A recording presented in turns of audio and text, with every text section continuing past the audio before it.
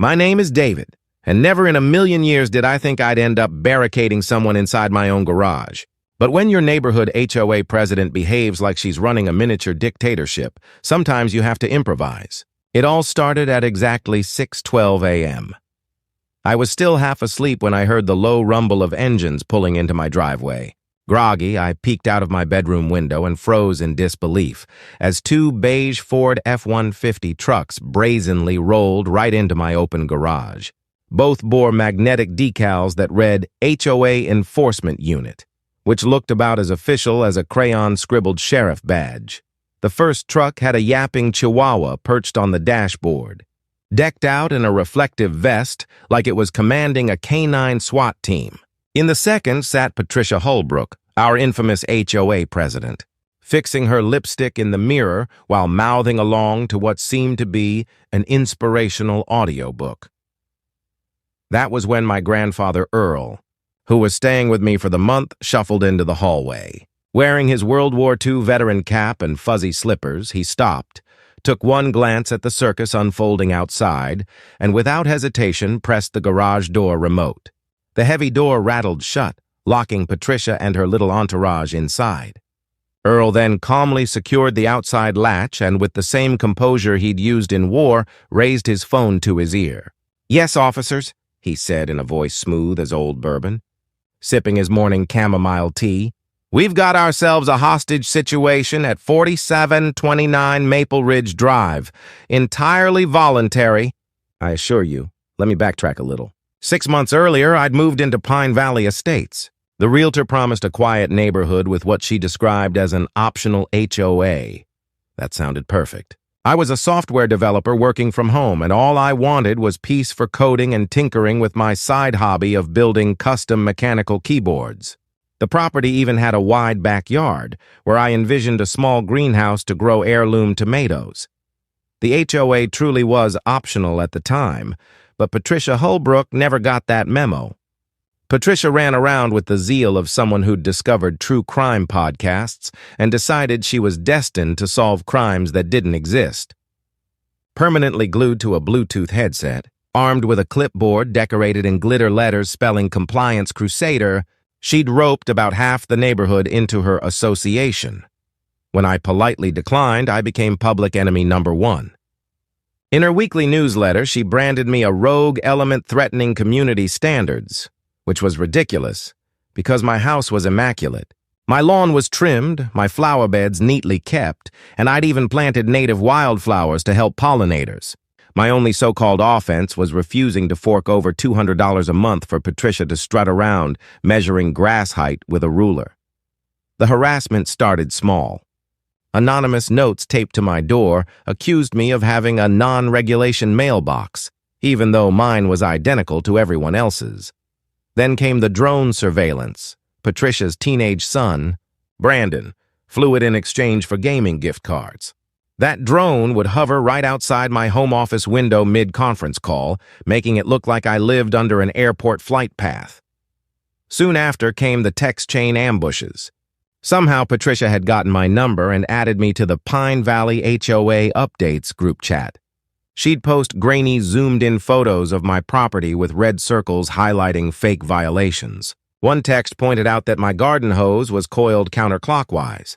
Another circled a single fallen leaf on my driveway at 7:03 a.m. with the caption, "Some neighbors respect community standards."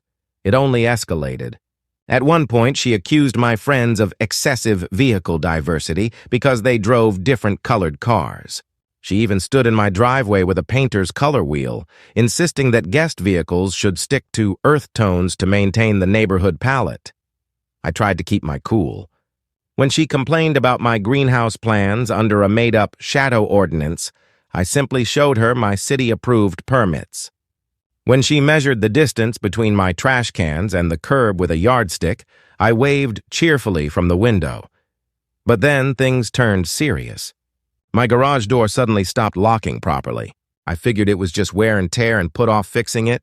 That small oversight would turn out to be my mistake, which brings us back to that fateful morning. There was Patricia parked in my garage like it was her personal office. Her trucks filled the space, and she had even unfolded a table stacked with laminated HOA bylaws, a portable printer, and what looked suspiciously like a mobile command center. She sipped kombucha from a mason jar bedazzled with HOA President, as if she were preparing to wage battle. I threw on my robe, stormed out to the garage, and found the side door locked from the inside. Through the small window, I saw Patricia arranging paperwork like a general plotting a siege.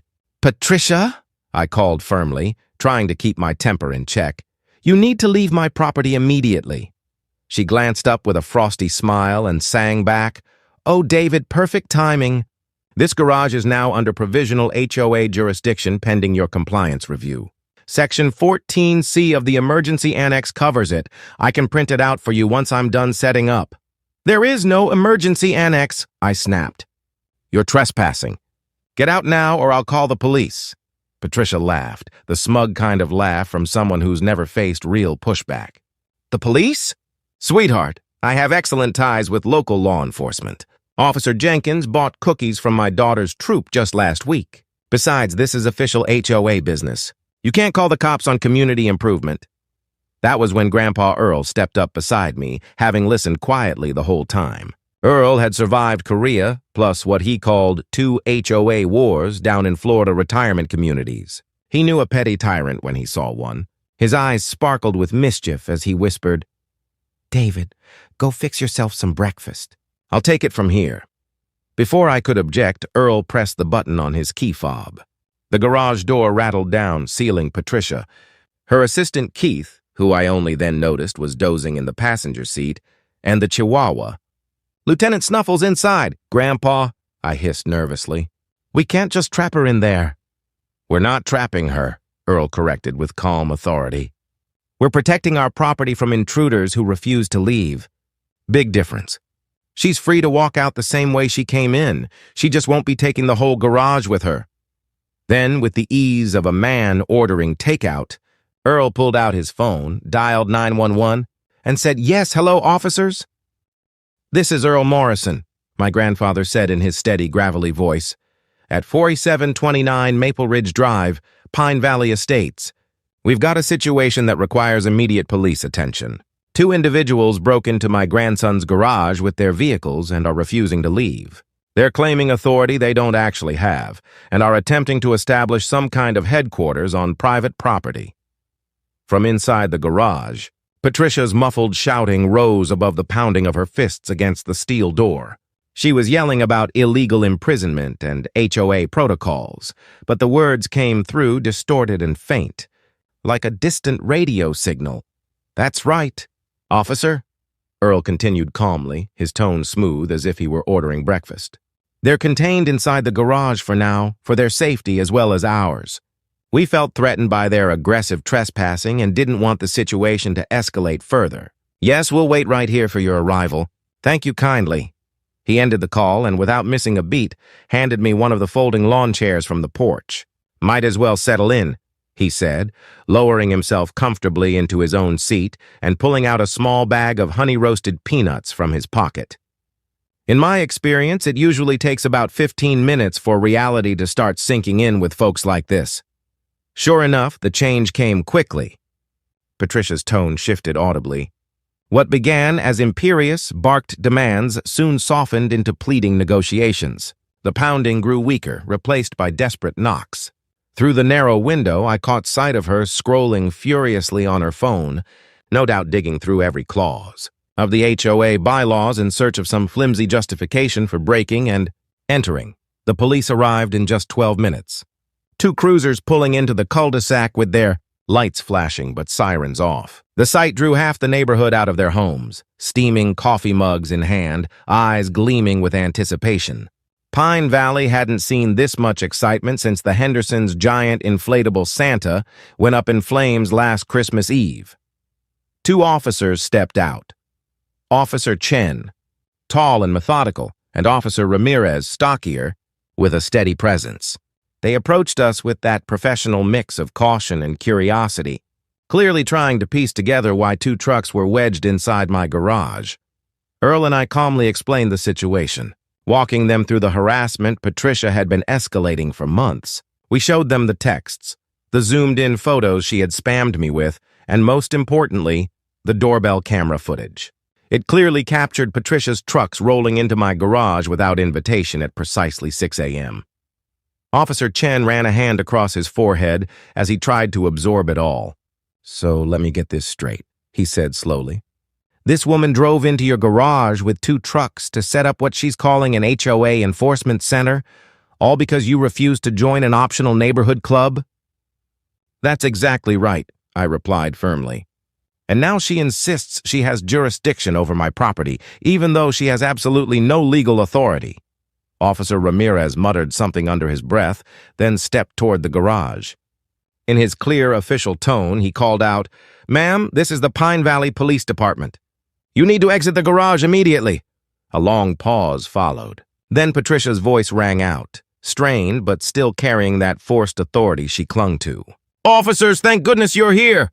These men have unlawfully detained me during an official HOA inspection. I demand you arrest them immediately for interfering with community governance." I watched Officer Chen's eyebrows shoot upward, his face somewhere between disbelief and amusement. "Ma'am," he repeated, "please step out of the garage so we can discuss this in person." We heard fumbling inside, papers shuffling, something clattering to the ground, and Keith groggily waking up from what must have been his nap in the passenger seat. Finally, the side door creaked open. Patricia emerged, striding out like a general who had lost the war but refused to acknowledge it. She was a far cry from her polished, clipboard-toting self. The garage's humidity had left her carefully coiffed hair puffed and frizzed. Her mascara had run down her cheeks, evidence of either sweat or frustrated tears. And somehow she'd managed to knock over a sack of garden lime, leaving her navy blazer coated in a chalky powder that made her look like an abandoned statue. "Officers," she began, brushing lime dust from her sleeves, her voice still straining to sound authoritative. "I can explain everything. I have the documentation right here that proves this property falls under HOA emergency provisions in times of community aesthetic crisis." Officer Ramirez cocked his head. "Aesthetic crisis? What crisis are we talking about exactly?" Patricia waved her arms toward my house with wild exaggeration. "He's planning to build an unauthorized greenhouse. His mail carrier approaches from the wrong angle, and his Wednesday trash can placement is 7 inches off regulation." "Ma'am," Officer Chen interrupted gently, trying to cut through Patricia's tirade. "Does Mr. David here pay HOA dues?" Patricia faltered. "Well, no, but—" "And is membership in your HOA mandatory?" Chen pressed. "Not technically," she admitted grudgingly, "but community standards—" "And did you have permission to enter his garage?" Her face went through a rapid sequence of emotions, shock, outrage, defiance, before settling into indignant disbelief. "Permission? I'm the HOA president. That gives me implied consent to inspect all properties within Pine Valley's aesthetic jurisdiction." Officer Ramirez calmly flipped open his notepad. "Ma'am, what you're describing is breaking and entering, criminal trespass, and, ironically enough, false imprisonment of yourself. You've openly admitted to entering private property without permission and attempting to set up what you called a command center in someone else's garage." By now, the crowd of neighbors had doubled. Many were openly recording on their phones, while several HOA board members tapped furiously on theirs, no doubt exchanging panicked texts. "Patricia's empire was wobbling and everyone could see it. This is absurd!" Patricia shrieked, her carefully constructed composure cracking into jagged edges. "I've given 3 years of my life to protecting property values in this neighborhood. I've measured grass height in the pouring rain. I've color-coded violation notices. I even created a 37-page manual on appropriate seasonal wreaths." Keith, stumbling out of the garage behind her, looked disoriented and embarrassed. "Patricia has the community's best interests at heart," he mumbled weakly. Then quickly added, "But I had no idea where we were. I was just sleeping." It was the kind of half-defense that sounded more like a confession. Meanwhile, Lieutenant Snuffles, the so-called enforcement chihuahua, had apparently switched allegiances. He trotted straight over to Earl, tail wagging. Earl scooped him up with a chuckle and scratched behind his ears. "Good boy," he said softly. "You know a sinking ship when you see one, don't you?" Officer Chen wrapped up our statements while Ramirez photographed the scene. The two beige trucks still sat awkwardly in my garage like stranded whales. Their HOA enforcement unit decals looking more ridiculous than ever in the daylight. "Mr. David," Chen asked evenly, "would you like to press charges for criminal trespass?" I studied Patricia. Her makeup was smeared, her blazer dusted white from garden lime, her once commanding presence reduced to a desperate figure trembling under scrutiny. For a fleeting moment, pity stirred in me. But then I remembered the months of harassment, the drone surveillance, the 43 separate texts about my hedge trimming. "Yes," I said firmly, "I would." The noise Patricia made in response was somewhere between a gasp and a balloon losing air. "You can't be serious. This is a neighborhood matter. It should be resolved internally through the HOA Grievance Committee." Ramirez glanced at her with unamused patience. "The HOA you keep mentioning, one Mr. David isn't even a member of?" As the officers guided her toward the cruiser, Patricia's voice grew more frantic. "This is a conspiracy. David is sabotaging community values. Who's going to measure fence picket spacing? Who's going to enforce mailbox uniformity? Without me, this neighborhood will descend into chaos." The neighbors didn't seem too concerned about impending anarchy. In fact, Sandra from across the street muttered, "Finally. Maybe now I can paint my door whatever color I want." Keith, wisely realizing the ship had sunk, quickly agreed to cooperate. He confessed he was just Patricia's nephew, roped into what she'd described as an internship in community management for college credit.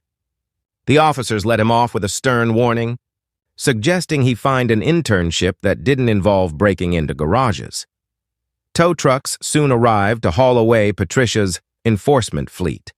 She watched in horror, her empire quite literally being dragged away. Even as Officer Chen read her rights, Patricia couldn't help herself. "You have the right to remain silent," Chen began. "I waive that right," Patricia cut in loudly. "I want everyone to know this is what happens when you care too much. When you give up weekends to design outdoor furniture palettes. When you sacrifice sleep to write bylaws about driveway crack widths." Her speech continued, even as she was ushered into the police car.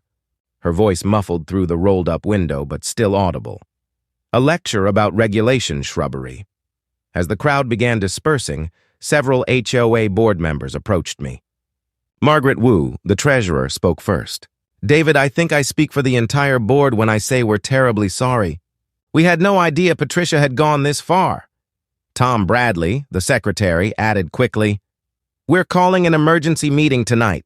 Safe to say there will be major leadership changes." That evening, the Pine Valley Estates HOA WhatsApp chat, which I had never agreed to join, was buzzing with activity. I tuned into the emergency board meeting via video call, while Earl made celebratory grilled cheese sandwiches. The vote to remove Patricia as president was unanimous. Even her own vice president turned against her. The revelations were damning. Patricia had been using HOA funds to purchase the trucks, the drone, and even Lieutenant Snuffles, who was officially registered as an emotional support enforcement animal. A financial audit revealed more absurd purchases.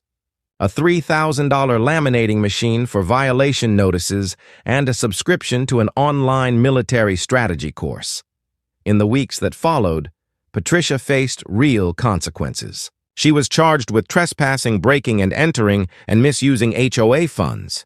Her lawyer, looking defeated, tried to argue she suffered from something called excessive community enhancement disorder, a diagnosis that, unsurprisingly, didn't hold up in court. The judge, barely hiding his amusement, sentenced her to 100 hours of community service, specifically tending the public gardens at City Hall under the supervision of a professional landscaper, who was instructed to measure her work with the same obsessive standards she'd forced on others. She was also fined $3,000 and ordered to repay every misused HOA dollar. But the final blow didn't come from the court. Patricia's employer, a regional insurance company, immediately terminated her once the security footage hit the news. Her boss later told me they'd been waiting for a reason to let her go ever since she circulated a 30-page dress code for casual Fridays. Standing in the courtroom as the sentence was read, Patricia's face cycled through shock, denial, rage, and finally, something like recognition. For the first time, she seemed to understand what it felt like to be on the receiving end of rigid, unforgiving rules. "Your Honor," she whispered, her voice uncharacteristically small. "I was only trying to maintain standards." The judge's reply was sharp and final. "Ms. Holbrook, there's a difference between maintaining standards and committing crimes. $3,000 fine, 100 hours of service. Court dismissed." Patricia's mouth opened and closed like a stranded fish, but no words came out.